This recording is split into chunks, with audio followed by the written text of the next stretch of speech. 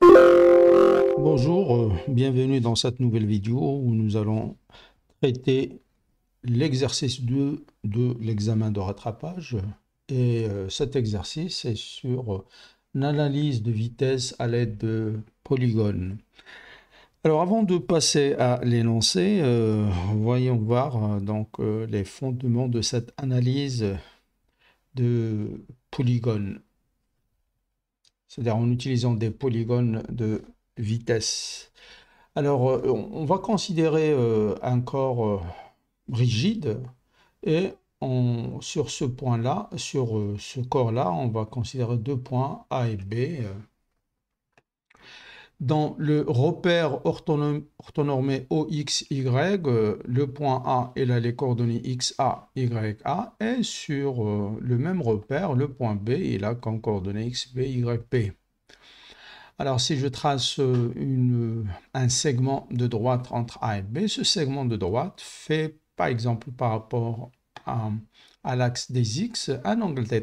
Donc, on peut écrire que les coordonnées du point B ils sont liées aux coordonnées du point A par cette relation. Coordonnées de B égale coordonnées de A plus la longueur AB fois le vecteur cosinus θ sinus θ.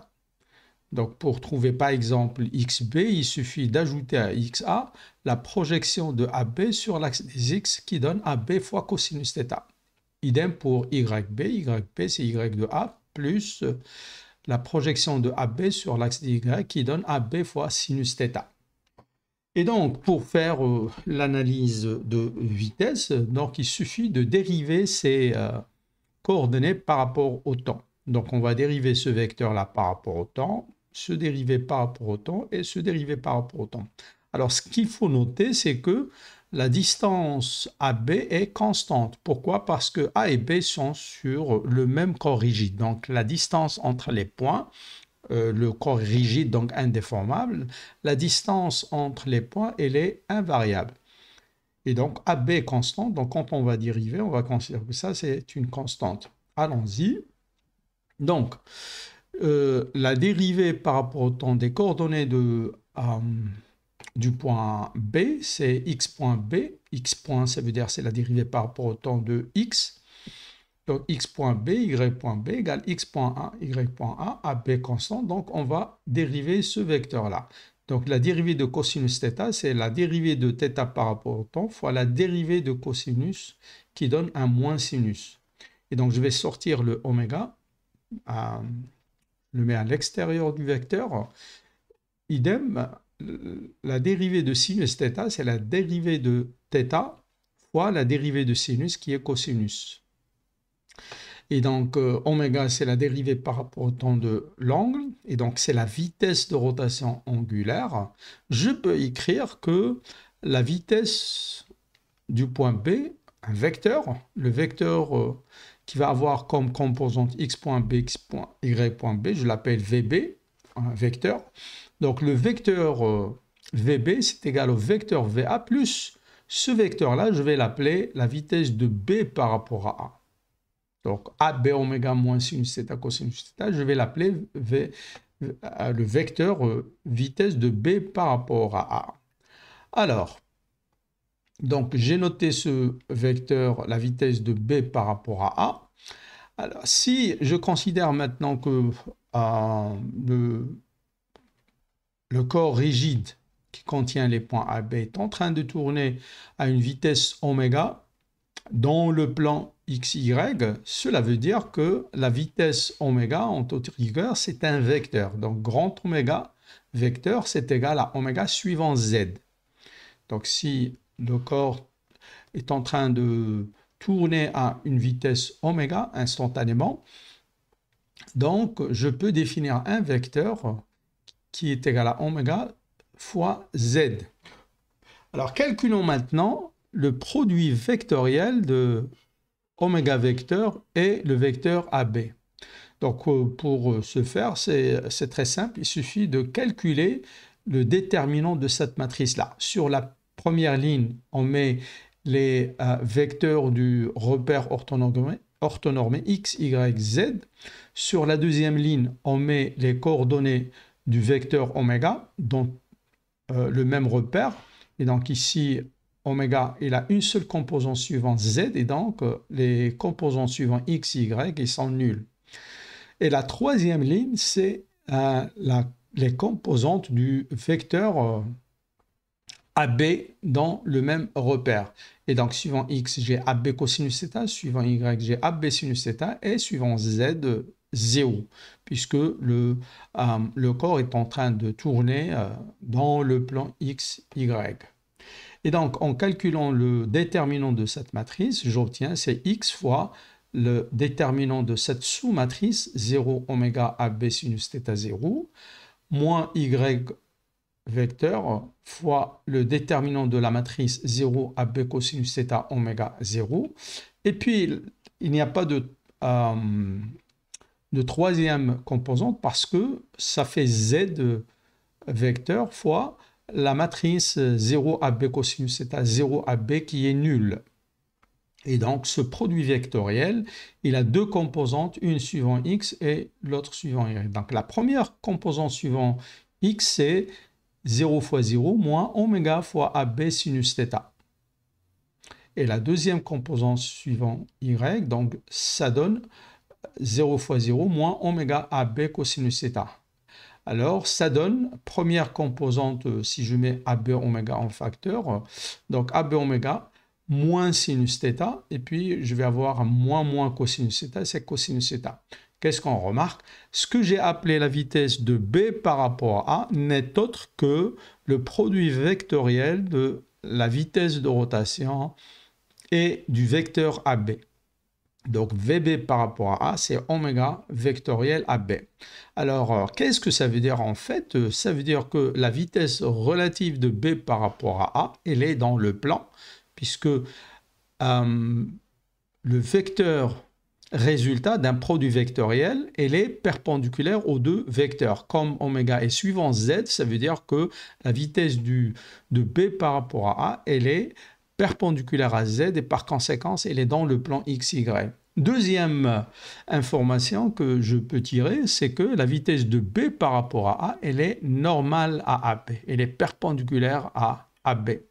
Et donc, si je connais la vitesse oméga, je connais par exemple la vitesse du point VA, la vitesse du point B, elle est nécessairement égale à VA plus VB par rapport à A, sachant que VB par rapport à A, elle est perpendiculaire à AB. Donc, on reporte donc cette vitesse VA, on trace la perpendiculaire à la vitesse, au vecteur AB, et je peux calculer la vitesse du B par rapport à A. En fait, le module, c'est AB fois oméga. Et donc, j'obtiens la vitesse du point B.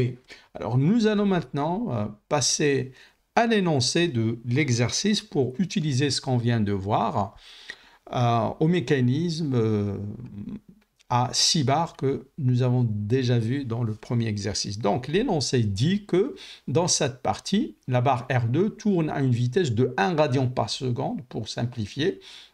Comme ça, j'ai la vitesse du point A, c'est en fait la longueur E de A. Dans le sens trigonométrique, donc voilà, il tourne dans ce sens-là. On donne le mécanisme dans la première position qui correspond à un angle de 60 degrés, c'est voilà la première position.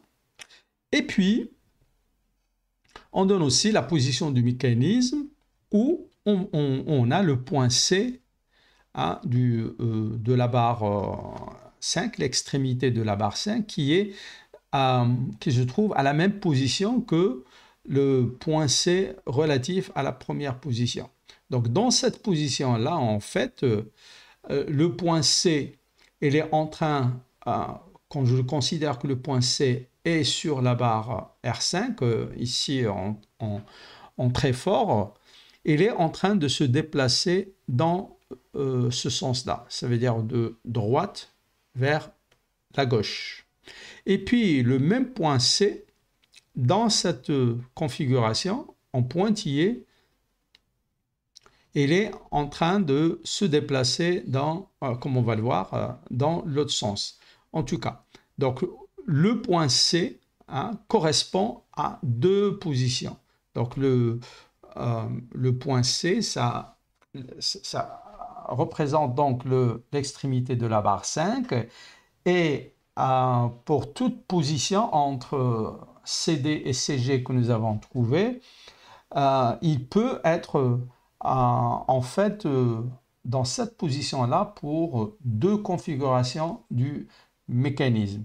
Dans la première configuration, il va se déplacer dans un sens, il est en train de se déplacer dans un sens, et pour la deuxième position, il est en train de se déplacer dans la position opposée.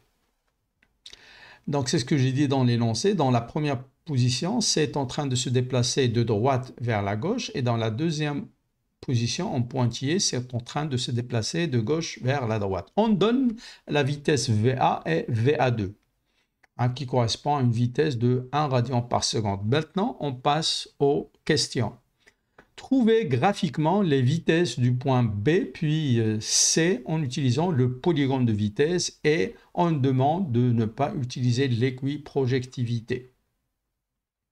Donc, on demande à trouver quelle est la vitesse du point B et la vitesse du point B2 et la vitesse du point C dans les deux cas, quand je considère que C appartient à la configuration en très fort et dans la deuxième position en pointillé. Une fois c'est fait, donc on demande de trouver la vitesse de rotation de la barre 3, oméga 3. Et puis, on demande aussi de trouver la vitesse de rotation de la barre 4. Après, on demande de trouver la vitesse de rotation de la barre 5, oméga 5. Et puis, on demande de trouver les vitesses du point B2. C'est-à-dire, on s'intéresse maintenant à la deuxième position en pointillé, donc B2, puis C2. Et là, comme indication, on va trouver que la vitesse VC2 est plus importante que VC. Qu'est-ce que ça veut dire? Ça veut dire que, on a dit que dans cette position-là, quand C appartient à la première position-là, il se déplace de droite vers la gauche à une vitesse. Et quand il appartient à la deuxième position, il est en train de se déplacer de gauche vers la droite à une vitesse supérieure. Ça veut dire que c'est un mécanisme qui n'a pas le même temps de parcours dans les deux sens.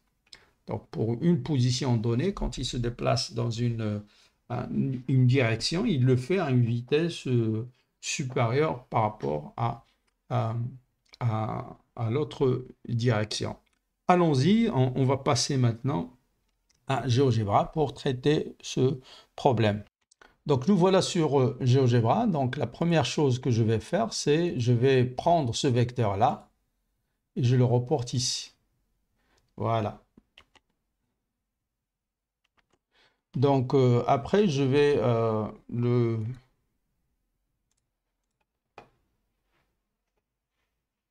donc mettre dans la légende VA pour ne pas oublier en fait que c'est la vitesse du point A. Et puis on va utiliser la fameuse formule que nous avons vue tout à l'heure. La vitesse du point B, ça doit être la vitesse du point A plus la vitesse relative de B par rapport à A, comme on l'a vu, qui est perpendiculaire à AB. Et donc à partir de là, donc je vais prendre la perpendiculaire qui passe par l'extrémité de VA au segment AB. Voilà. Donc, le vecteur VB, il doit avoir son origine en B et l'extrémité, il doit être sur sa droite, sur sa droite N. Et donc, en fait, il y a une deuxième information que nous n'avons pas utilisée, c'est le fait que le point B, il est aussi sur la barre 4. Et de ce fait, donc, il est en train de se déplacer sur un cercle de centre O4 et de rayon R4. Et par conséquent, la vitesse, il doit être perpendiculaire à R4. Et voilà, j'obtiens une intersection. Et donc, voilà, c'est l'intersection. Je dessine le vecteur ici, voilà, ce vecteur, c'est le vecteur VB qu'on cherche. Voilà, ça c'est la vitesse du point B. En plus, je peux dire que, donc pour avoir VB égale à VA plus VB par rapport à A, donc ce vecteur-là, attention, le sens est important.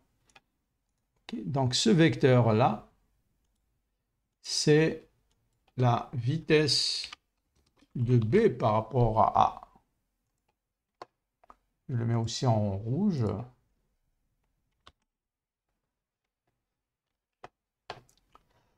Donc voilà. On a trouvé la vitesse du point B, la vitesse relative de B par rapport à A. Donc voilà la situation après un clean-up. Pour trouver la vitesse du point C, en fait, on va refaire le même raisonnement, mais là, on va prendre un couple de points qui appartiennent à la même barre, ici la barre 5. Et donc, on va raisonner en prenant donc les points B et C qui appartiennent à la même barre. Et donc, je vais faire comme tout à l'heure. Donc, je vais reprendre le vecteur VB que nous avons trouvé et je le mets ici. Et donc, de la même manière, on va mettre dans la légende VB, comme ça, on n'oublie pas qu'il s'agit de la vitesse du point B. Alors, C, il appartient aussi à la glissière et par conséquent, la vitesse, il va être purement horizontale. Et donc, là, comme tout à l'heure, on va prendre à partir de l'extrémité de VB, la perpendiculaire qui passe par cette extrémité et la barre R5. Après, on va trouver l'intersection. Donc, il a appelé cette barre, cette droite Q. Donc, on va demander quelle est l'intersection entre Q et l'axe des X. Et donc, voilà mon point. Je dessine un vecteur. Ce vecteur n'est autre que le vecteur VC. Donc, voilà. Donc, ce vecteur-là, je vais l'appeler VC et la couleur rouge. Et deuxième information, donc VC c'est égal à VB plus VC par rapport à B. Donc le vecteur que je viens d'obtenir, c'est VC, je vais directement l'appeler la vitesse de C par rapport à B. Donc comme ça, je vais avoir VC égale VB plus VC par rapport à B. Donc voilà, donc je vais cacher cette droite. Et voilà mes polygones de vitesse. Deuxième question, on nous demande de trouver oméga 3, oméga 4 et oméga 5. Alors là, c'est simple. Donc, oméga, je vais l'écrire directement. Donc, oméga 3, comme nous l'avons vu, en fait, le vecteur relatif, il est proportionnel à la distance qui sépare les deux points et proportionnel à la vitesse de rotation. Donc, oméga 3, c'est le rapport de la vitesse, bien sûr, c'est pas vectoriel, c'est en module, c'est VBA divisé par AB. Donc, voilà la première formule. Donc, la vitesse de rotation de la barre 3, c'est la vitesse de B par rapport à A divisé par la distance qui sépare les deux points AB. En plus, je peux dire, en fait, puisque ça c'est la vitesse relative de B par rapport à A, si la barre est en train de tourner dans le sens trigonométrique ou bien le sens horaire. En fait, puisque la vitesse relative de B par rapport à A est dans ce sens-là, ça veut dire que la barre elle est en train de tourner dans ce sens-là. Et donc dans le sens trigonométrique, le même sens que la barre 2. Deuxième formule qui est très simple. Donc on va forcer un retour à la ligne et on va copier cette formule. On va dire que oméga 4, c'est la vitesse du point B tout court divisé par O4B. Donc voilà la deuxième formule. La vitesse du point O de 4, c'est la vitesse du point B divisé par O4B. Et puis la troisième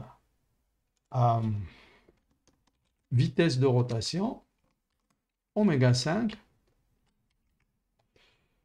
c'est la vitesse de C par rapport à B divisé par BC ou bien R5.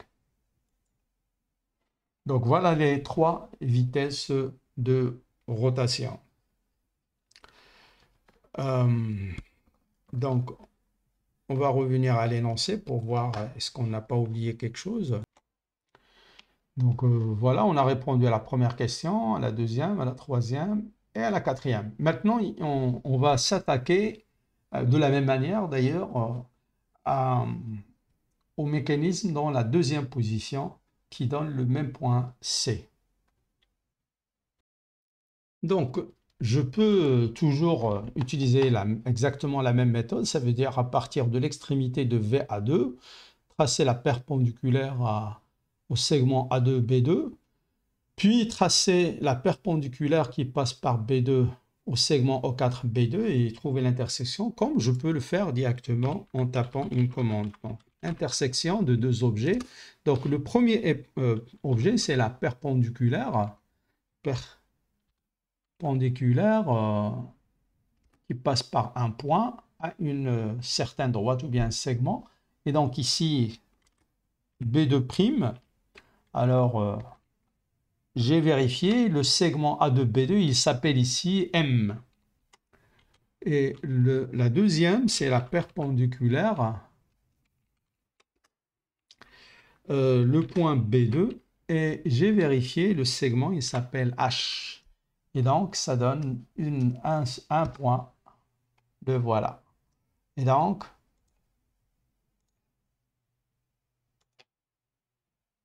ce vecteur que je viens de trouver, c'est la vitesse VB2. Et donc, ça économise un certain nombre de gestes. On va directement demander à GeoGebra de trouver l'intersection des droites sans les dessiner. Et de la même manière, donc le vecteur que j'ai ici, à partir de la pointe de VA2 qui va vers la pointe de VB2, ce vecteur-là, c'est le vecteur relatif. C'est V1B2 par rapport à A2. Donc voilà. Et pour trouver la vitesse du point C, qui correspond à la deuxième configuration, et donc on va dire de la même manière, à partir, donc il faut d'abord reporter ce vecteur qu'on vient de trouver ici, voilà. Je vais ajouter dans la légende qu'en quoi ça c'est VB2.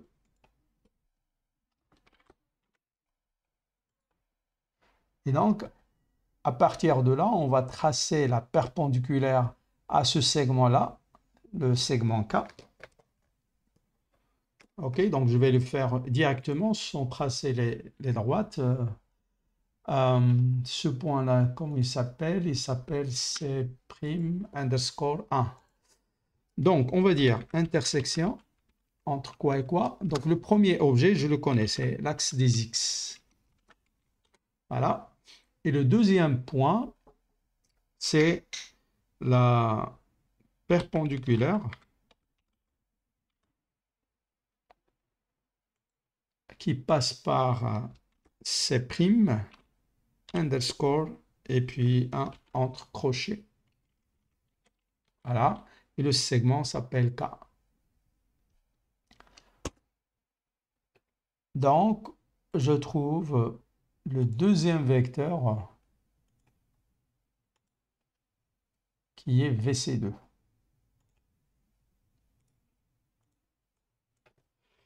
VC2.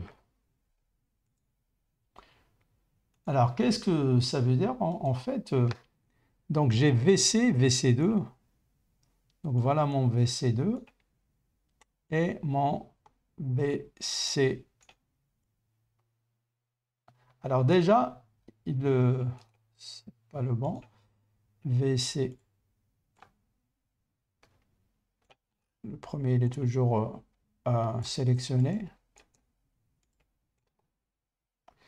Donc, déjà, le même point qui correspond à la première configuration est en train de se déplacer de gauche, comme ça a été dit dans l'énoncé, de droite vers la gauche. Et le deuxième, il se déplace dans l'autre sens, mais avec une vitesse plus importante. Donc, je peux demander quel est le x de VC2 divisé par, c'est-à-dire juste la première composante, puisque la deuxième, elle est nulle, il ne m'intéresse pas, x de VC. Et donc, pour cet instant particulier, le ratio des deux vitesses, c'est de 1,5. Bien sûr, la vitesse, il change, il n'est pas constante, mais pour cette configuration exactement, donc quand le point C est là, quand il est en train de se déplacer dans un sens et dans l'autre, le ratio des deux vitesses est de 1,51.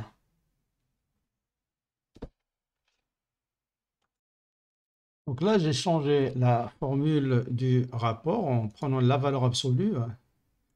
Voilà, donc abs de xvc2 divisé par xvc. Alors, si je voudrais voir comment il varie ce ratio en fonction de T2, puisque j'ai dessiné le mécanisme pour un T2 donné, T2 est variable, donc je peux changer T2 et voir comment ça varie.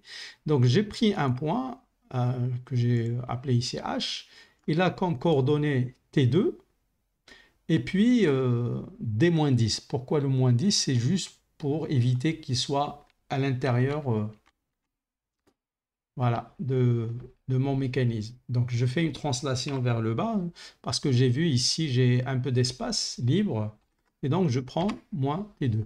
Donc il suffit d'afficher la trace et faire varier T2 et voir à chaque fois comment varie H. Alors en analysant en fait ce rapport des deux vitesses dans les deux sens, je vois en fait qu'il y a un point particulier. Donc, si on veut éviter d'animer pour avoir récupéré la variation de ce point H, qui est en fait la variation du rapport des deux vitesses dans les deux sens en fonction de l'angle T2, il y a une commande qui est très intéressante que je viens d'apprendre. Donc, c'est lieu H, T2. On demande si je fais varier T2, comment va varier H? Le point H, il serait sur quelle courbe? Et en fait, il me donne instantanément la courbe. Très, très intéressante comme commande. Et d'ailleurs, je peux vérifier. Donc, voilà, ça marche. Donc, je récupère. Parce que en utilisant l'affichage de la trace et de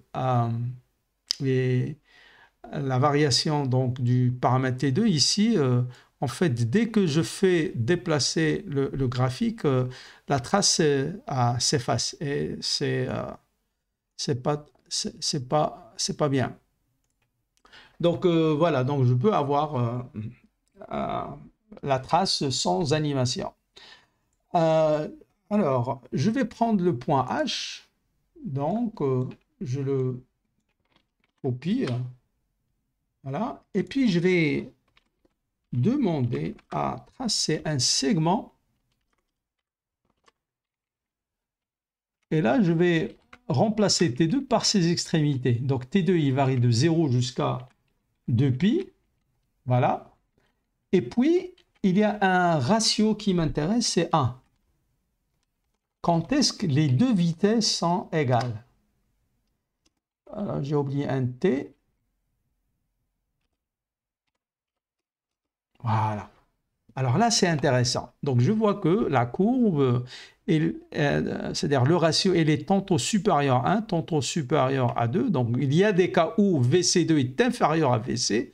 Et la majorité des cas, le point, quand il se déplace dans le deuxième sens qu'on a vu, par exemple pour 60 degrés, hein, donc de gauche vers la droite, il se déplace à une vitesse supérieure. Mais les deux cas, en fait, qui sont où on a un D égale à 1, il est intéressant, voilà, presque. Voilà. Alors, en fait, on voit pourquoi. Parce que pour cette position-là, le point A et A2, ils sont confondus, le point B, B2, ils sont confondus. Et en fait, C, par exemple, pour ce premier cas, C coïncide avec CD. Et donc, C se trouve à l'extrémité droite. Et le deuxième point, on imagine bien qu'on va l'avoir lorsque A et A2, ils vont être encore une fois confondus. Et B et B2 confondus. Voilà, presque, voilà. Voilà. Donc là, 0,99, donc presque 1. Là aussi, le point C est à l'extrémité gauche. Donc pour les positions extrêmes du point C, j'ai le ratio des deux vitesses qui est égal à 1. Donc on obtient en fait les deux vecteurs qui sont égaux. Et par conséquent, la vitesse relative